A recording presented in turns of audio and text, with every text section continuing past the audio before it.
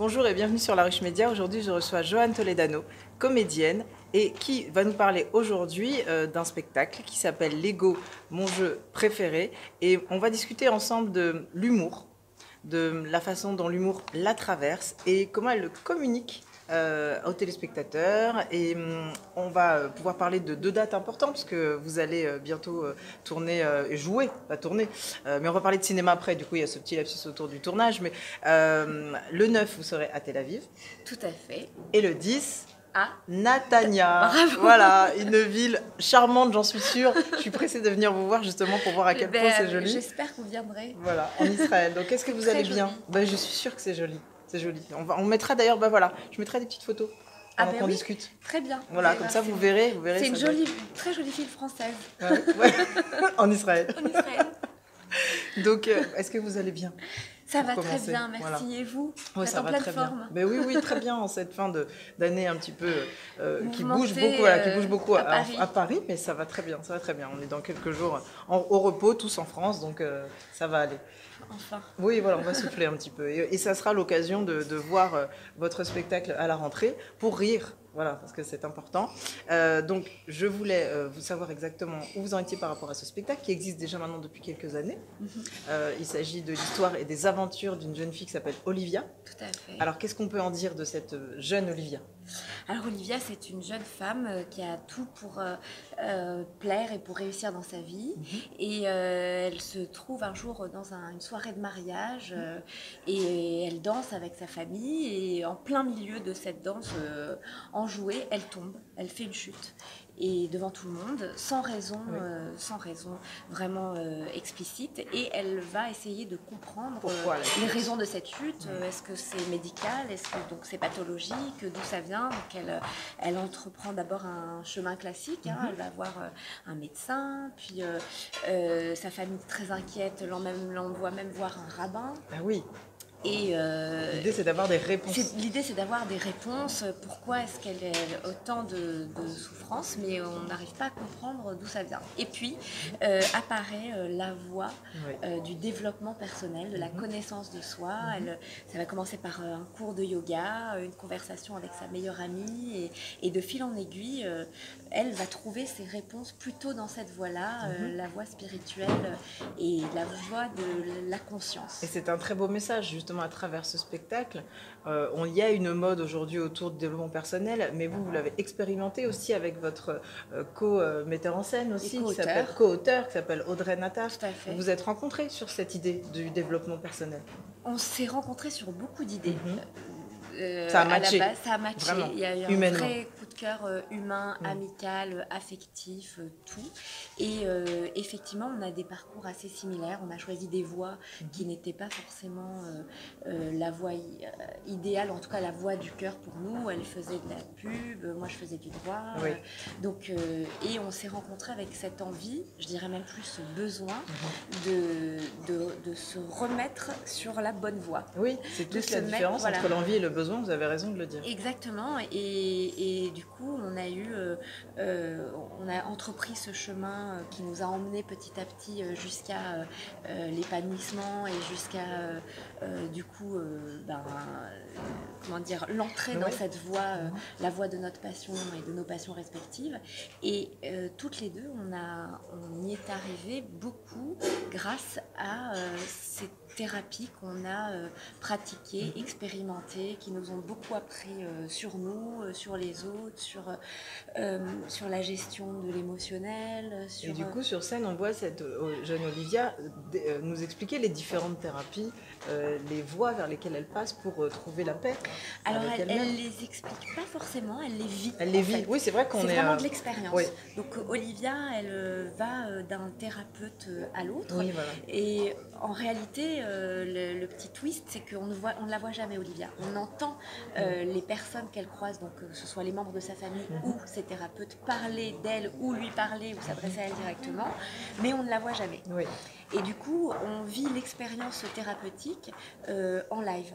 Complètement. Avec le thérapeute. On est invité, Voilà, on est invité et on n'est pas forcément, justement, c'est pas forcément explicatif. Donc, les personnes qui ne sont pas passées par là et qui ne connaissent pas peuvent peut-être ne pas tout de Rester suite... en dehors. Alors, on a tout fait justement Non, pour moi, que je trouve personne ne pas. reste en dehors. Bah oui, je trouve pas, voilà. Donc c'est pour ça qu'il y a des raisons de rire autres que Bien la sûr. technique thérapeutique. C'est Complètement. pour ça que ces personnages, on les a travaillés de façon assez haute en couleurs, très, très Le papa forte est personnalité. exceptionnel. Le papa Incroyable. bah, il a un rôle très important. Complètement, complètement. C'est parce qu'il est très franc, très direct, avec, sans embâge. Il parle comme on a envie qu'on nous parle quand on a affaire à un père. Donc, Et oui, ben voilà, c'est ça, hein. Tout est dit. voilà. Donc non mais c'est vrai qu'on se dit, on pense au nôtre et on se dit, Non, mais c'est un peut-être peu l'emmener voir le spectacle. l'image du père dans l'inconscient collectif, Oui. avec cette forte personnalité. Très forte. Un guide. Le guide, voilà, Un guide. j'allais dire, à la fois guide et à la fois censeur, parce Oui. qu'il est là aussi pour montrer le chemin qui n'est pas forcément une autoroute. Exactement. Mais il est jamais paternaliste. Il est jamais paternaliste. C'est ça qui est intéressant. Et du coup, ça nous émancipe. On s'émancipe parce que c'est un spectacle qui nous pousse à réfléchir aussi sur nous-mêmes. Il y a un effet miroir, je trouve aussi. Et il y a, alors pas en effet que cette notion autour de la thérapie, parce qu'il y a aussi une grande place pour la mise en scène et la danse. Ça fait partie de votre vie, la danse. Et moi, ce qui m'a sauté aux yeux, on en avait parlé déjà une fois, et vraiment, j'insiste là-dessus, c'est la référence à Cobert. Moi, je la vois vraiment. J'aime cet auteur, mais au-delà de ça, il y a quelque chose dans le corps, dans l'amusement de ce que vous faites de vous-même, sans vous regarder. Et ça, je trouve que... Est-ce que c'est lié au fait que vous avez appréhendé votre corps depuis toujours parce que vous êtes danseuse, ou est-ce que vous aimez... ou vous aimez aussi beaucoup cet auteur? Je pense que c'est lié à plusieurs facteurs. La danse a toujours fait partie de ma vie et ça a été ma première passion, mon premier grand amour. Depuis l'âge de 6 ans, j'ai beaucoup dansé, pratiqué, fait des spectacles. Voilà, la danse est dans mes veines et je continue d'en faire et j'essaye de l'intégrer à un maximum de mes projets. Ça c'est, oui, effectivement, donc du coup c'était évident que ça allait faire partie de ce spectacle. Et l'autre facteur, c'est aussi que j'ai travaillé avec un metteur en scène qui est clown, et Audrey elle-même qui est passionnée par le clown, et on a travaillé tous les trois dans sa direction artistique là, celle du clown. Et Cobert, ça a été notre référence de travail. Évidemment, on est tous les trois passionnés de Philippe Cobert, on a vu ses spectacles, on est Raphaël Almosny, donc co-metteur en scène avec Audrey Nataf, nous a encore plus initié à Cobert quand on travaillait, et puis il m'a dirigé dans ce sens-là. Oui, il y a des ponts, c'est vrai qu'il y a des ponts, clairement. C'est pour ça que je suis très heureuse quand vous faites référence à Cobert, parce que c'était... C'est visible, c'est réussi en tout cas, tous les trois, vous avez travaillé dans ce sens, et ça se voit vraiment, c'est même pas un sentiment. Ça me fait plaisir parce que je me sens pas du tout à la hauteur de Cobert, parce que Cobert c'est vraiment la référence suprême et ultime dans ce domaine-là en tout cas. Mais j'espère... vous tendez vers. Voilà, j'espère qu'un jour j'y arriverai. Oui, je pense que oui. Alors, vous allez donc partir bientôt en Israël pour ce spectacle. Et le rapport qui existe avec l'humour là-bas, il y a une phrase, alors je ne sais pas si elle est imputée à la bonne personne, donc pour pas dire de bêtises, je ne veux pas dire de qui elle pourrait être, mais si vous connaissez cette phrase là-bas en Israël et à Tel Aviv et à Natania, vous la reconnaîtrez. Israël est le seul pays où un repas israélien est composé d'une salade arabe, d'une pita irakienne, d'un kebab ukrainienne. Mais non, Poutine, sors d'ici. Non, d'un kebab roumain et d'une crème bavaroise. Cette phrase à elle-même, à elle seule, dit toute la mixité, le métissage qui existe dans ce pays. Quand vous y allez, vous y avez été déjà plusieurs fois, vous voyez ça vous saute aux yeux, ce mélange comme ça. Oui, c'est assez flagrant déjà dans le physique. Physiquement, on croise énormément de types différents, et les gens sont extrêmement beaux. Alors il y a le brassage entre les personnes venues de Russie, les Yéménites, les Falachas qui sont venus d'Afrique. Enfin, il y a un brassage de culture extraordinaire, et les gens sont d'une beauté incroyable. Et évidemment, c'est un pays où partout où on va, on rencontre, on est face à la mixité d'abord des origines, au mélange des religions. Toutes les religions sont là partout. Et ça vit ensemble. C'est le vrai vivre ensemble. Et ça vit ensemble. Et quand on va à Jérusalem, on est frappé par cette cohabitation et cette force, cette vibration spirituelle qui est là. En plus, oui. Toutes les religions sont là et cohabitent. Et on se dit, mais comment... Ouais, il y a un petit peu de bruit parce que je vous annonce tout.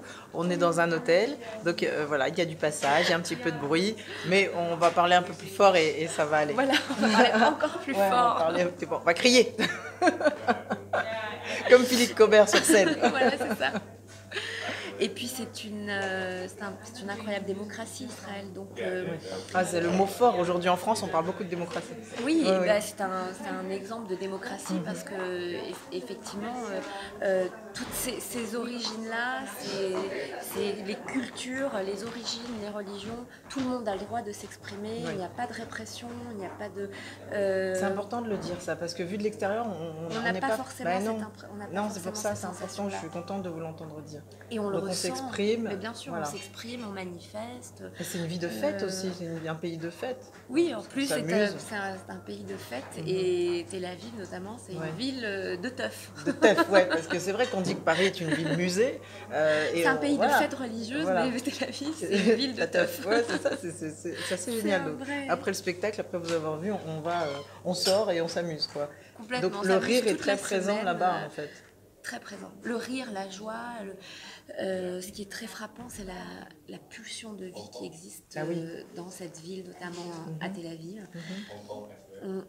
Quel que soit l'état dans lequel vous sortez dans la rue, quels que soient vos états d'âme, vous traversez la rue et là, la vie vous attrape et ne vous laisse pas le choix que de rentrer avec elle et de vous faire embarquer par elle. Et comment ça s'explique? C'est parce que justement, c'est un territoire je pense qu'il y a une urgence de dangereux. Vie. Voilà, d'abord, il y a une urgence de vie, il y a une liberté d'expression par rapport à cette démocratie si forte et si pressante. Il y a un brassage des cultures qui est très présent et il y a une liberté, la liberté dans l'urgence, en fait. Ça crée un mouvement de vie qui est très fort. Oui, ça donne du goût. On a envie de goûter à tout de suite. Oui, et puis c'est un peuple extrêmement jeune. À Tel Aviv, il y a une jeunesse incroyable dans les rues. Les bars sont ouverts jusqu'à 3-4 heures du matin. C'est vrai, ça picole, ça rit, ça danse, ça joue, ça chante. Et puis c'est quelles que soient les fêtes, où tout est occasion pour faire la fête, pour marquer le coup, pour sortir, pour célébrer, pour fêter. C'est un très bel exemple de joie de vivre, malgré le contexte. Mais voilà, c'est ça. Alors c'est justement antinomique. Je pense que c'est parce qu'il y a ce contexte très compliqué depuis trop longtemps maintenant qu'il y a une résilience. Mais je pense qu'il y a aussi une image qui n'est pas... qui est biaisée en fait. C'est pour ça que moi je pense que quel que soit le sujet dans la vie, on ne peut en parler que lorsqu'on en a fait l'expérience. C'est-à-dire qu'on ne peut parler de ce qui se passe en Israël et de comment est la vie là-bas que si on y va, que si vraiment on met les mains dans la matière et qu'on va palper l'énergie et que... C'est très juste. Et je pense que c'est valable pour tout en général. Nous sommes des êtres d'expérience. Qui sommes-nous pour parler, pour faire des théories et avoir des avis et des jugements, surtout sur des choses qu'on ne vit pas, qu'on ne connaît pas, qu'on n'a pas. Et c'est vrai que c'est triste de voir l'image qu'on peut avoir d'Israël et du conflit, de ce qui toujours se passe le conflit. Là-bas. Voilà. C'est estampillé, c'est collé. C'est collé alors qu'il y a une joie de vivre, il y a une beauté. Il y a une tolérance infinie et il y a une liberté qui permet l'épanouissement et la tolérance. Donc il doit y avoir une créativité incroyable là-bas, justement. D'ailleurs, la télévision ou le cinéma... Il y a des grands cinéastes israéliens qui ont fait des choses assez exceptionnelles. Justement, le rapport à la résilience, je pense que c'est un peuple résilient aussi. Et c'est important de pouvoir construire, de se déconstruire. Et la dernière fois, on parlait ensemble du chemin de la déconstruction. C'est quelque chose qui compte aussi beaucoup pour vous, parce que vous disiez tout à l'heure avec Audrey, par exemple, que vous étiez rencontrés sur une trajectoire, un changement de vie, un cap différent. Comment vous vivez cette idée de la résilience? On a l'impression aujourd'hui que c'est un mot valise, mais ça a un vrai sens en fait. Comment vous vivez avec le développement personnel? Votre ancienne vie de juriste est-elle totalement derrière vous, ou est-ce qu'elle vous a constitué pour aujourd'hui écrire vos spectacles? Voilà, comment vous vivez aujourd'hui la nouvelle personne que vous êtes? J'ai une petite question légère. Oui, c'est très léger. Bah, j'ai du mal à faire plus léger, je peux pas. Bon, voilà. Alors, ma vie de juriste, elle est à la fois loin derrière et à la fois très présente, parce qu'elle m'a permis d'être ce que je suis aujourd'hui, ça c'est indéniable, et je n'ai aucun regret de tout ce que cette vie-là a pu m'apporter. Maintenant, c'est vrai que je n'ai aucun regret non plus d'avoir fait ce chemin-là et d'avoir fait ce changement-là. Et aujourd'hui, je me sens beaucoup plus centrée, ancrée, à ma place, et sur un chemin qui est beaucoup plus juste pour moi aujourd'hui, et qui résonne de façon beaucoup plus positive et épanouissante. Oui, la différence entre l'envie et le besoin dont vous parliez tout à l'heure. Complètement. Et je pense que pour Audrey, c'est pareil. D'ailleurs, Audrey, elle s'est encore plus développée dans le développement personnel. Elle fait du coaching, elle a une chronique sur la chaîne A+, du développement personnel, et voilà, et elle est merveilleuse dans ce qu'elle fait, parce elle est très riche de sa propre expérience, et je pense qu'il n'y a pas meilleur moyen pour partager. Et de mon côté, voilà, moi je m'enfonce de plus en plus dans la voie artistique, et je me sers énormément de ce chemin de développement personnel dans ma vie au quotidien. Et pour rebondir sur la résilience, c'est vrai que la résilience, c'est un concept dont on parle beaucoup aujourd'hui, mais encore une fois, je pense qu'il faut en faire l'expérience consciente. C'est-à-dire que pour savoir ce qu'est la résilience, il faut avoir vécu quelque chose, vivre des choses difficiles, en avoir conscience, et puis aussi porter sa conscience sur le fait que la vie de tous les jours doit concilier. C'est un petit peu ça ce qu'explique Boris Cyrulnik dans son œuvre sur la résilience. C'est que d'un côté, on vit quelque chose de très difficile et compliqué qui vient modifier le cours de la vie, et en même temps, la vie doit continuer. Comment fait-on un pont entre cette difficulté-là, cette donnée si complexe, et en même temps cette vie qui doit continuer? Donc on est tout le temps en train de négocier, travailler, palper, tâter. Et on apprend en marchant. Et on apprend en marchant, on grandit. Quand on vit des épreuves difficiles, comme ça a été le cas pour ma famille et moi il n'y a pas si longtemps, c'est vrai que la résilience, c'est l'oxygène. Oui, voilà, c'est si ça. Si on n'a pas ça, c'est très difficile de continuer de vivre, tout simplement. Complètement. C'est pour ça que c'est un mot, c'est vrai qu'on emploie beaucoup aujourd'hui. Et j'ai voulu vous poser cette question de la résilience aussi, parce qu'on parle... cette émission sera aussi diffusée évidemment en Israël, et c'est un territoire compliqué, et il faut avoir une résilience forte pour arriver à surmonter tout ce qui peut arriver au quotidien, mais aussi d'un point de vue individuel, il peut arriver aussi des drames qu'on dépasse, parce qu'aujourd'hui vous êtes rayonnante, vous faites ce que vous avez envie de faire, et le besoin est devenu quelque chose qui vous constitue, voilà. Et ça vous amène aussi sur une autre voie par laquelle vous aviez commencé, qui est le cinéma. Là, vous avez une belle actualité cinéma aussi. Oui, donc, qui arrive bientôt. Alors, qu'est-ce qu'on peut en dire, par exemple, de Géraldine Nakache, et puis d'un autre côté, Lisa Azuelos. De beaux noms quand même. Et surtout de très super belles personnes. Super femmes. Des belles personnes, des belles femmes avec un féminin puissant, fort, engagé. Et puis engagé avec une certaine douceur en même temps. En tout cas, ça a été des rencontres extraordinaires pour moi. Alors Lisa, son film sort le 13 mars. 13 mars, d'accord. Et qui s'appelle Mon bébé, dans lequel j'ai eu le plaisir et l'honneur de jouer.